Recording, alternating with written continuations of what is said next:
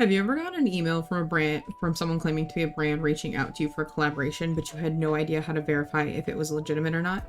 Well, in this video, I'm going to share the 3 things I do when verifying if a brand offer is real. Okay, so the easiest and the first thing that I always do is I look at the email that is being sent to me. Like, what email are they using? So in this case, it's colorpop.official.marketing@gmail.com. That should be an immediate flag. A established brand, especially one like Colourpop or anything big name that's like in stores, they are not going to use a generic email. So that means like Gmail, MSN, Yahoo, things like that. Like, they're not going to use something that like just anybody can sign up for, because that doesn't lend them credibility. They have credibility by using their own domain name. So anytime someone's claiming to be a brand and they're reaching out to you, it's always going to be like at brandname.com. Usually it doesn't necessarily have to be .com, but it's always going to be at brand name. So that's going to be like the first thing you look for. Now, the second thing is you're going to read the body of the email itself, because one thing scam artists do is they try to not sound generic, but they're going to come off generic anyways. Like, they're not going to be able to tell you anything specific.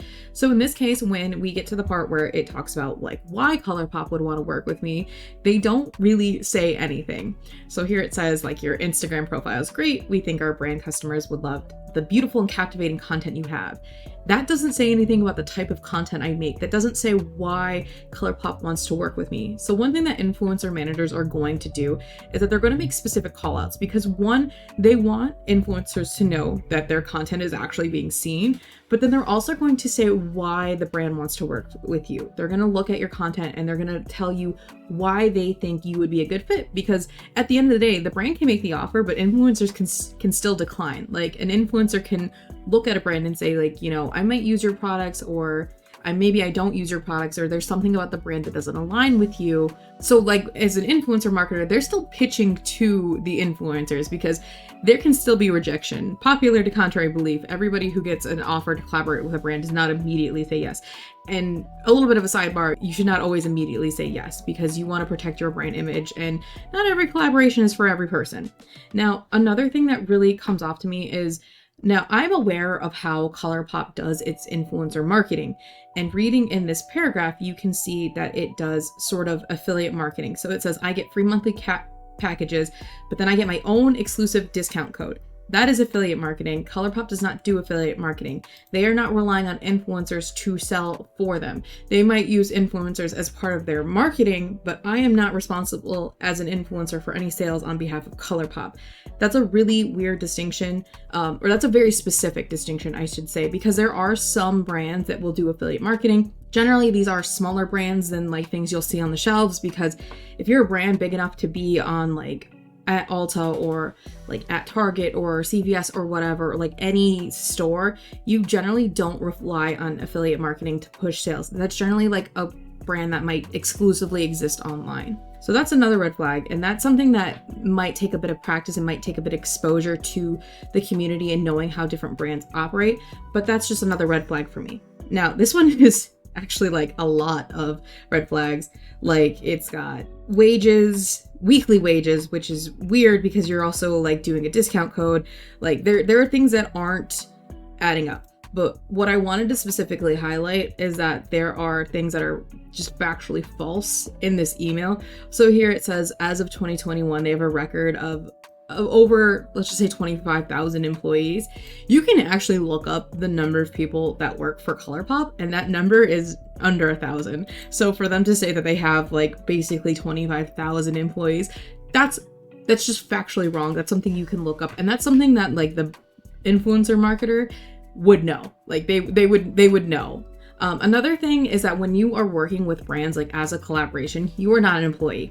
If anything, it's a contractual relationship. Like, you would be considered a contractor. I don't want to use that specific language because it depends on the brand. It depends on the offer that they're making to you. But I just want to drive home the point that you are not an employee of Colourpop when they offer to collaborate with you. So the fact that they have a employee benefits program list is another red flag here. I also want to point out, because like I said, these scams, they're generic, but they try not to sound generic. When you read through these like benefits, they're just really generic employee benefits. Like, there's like no real title. And that's kind of what this Thrive here is trying to do. It's trying to say something specific, but like thrive doesn't mean anything in this context. So that's what we do. We read the body of the email. We look to see like, are they doing any specific call outs to our content? Are they saying anything else that might be additional red flags? Like, are there inconsistencies with how their influencer marketing works? Are they saying things that are just patently false? Are they, you know, saying things that don't line up with how influencer marketing works?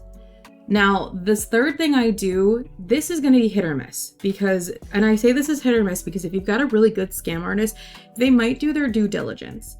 And in this case, this scam artist did do their due diligence. What I will do is I will look up the name of the influencer marketer on LinkedIn. So I'm a marketer. I have a presence on LinkedIn. So I like to verify, like, are these people real? Now, most of the time when I get these emails, they actually just kind of use like a random generic name. Like they're not using somebody who's actually real. In this case, Brittany Bin is a real person. You can go on LinkedIn. You can see that she has a start date, that she is tagging ColourPop in posts. She is being tagged by other ColourPop employees in posts. Like you can see that she has like an organic presence. Like it's not, you know, it's not a faceless profile with no posts. Like it is somebody who is active, who is showing their face, who is being tagged by fellow employees. I still think this is worth doing if you're unsure, because worst case scenario, you can actually reach out to this person. You can DM them and you can say like, hey, I got this email. I'd like to verify, like, is this offer legitimate or not? Chances are you're not going to hear anything, but there is a slight chance that they will respond to you. And then you can get verification from the person themselves. Like, is this real? And I kind of like this because there's the potential to open the door for you to build a relationship with the brand, because that's kind of the big thing when it comes to influencer marketing, that it's all built on relationships.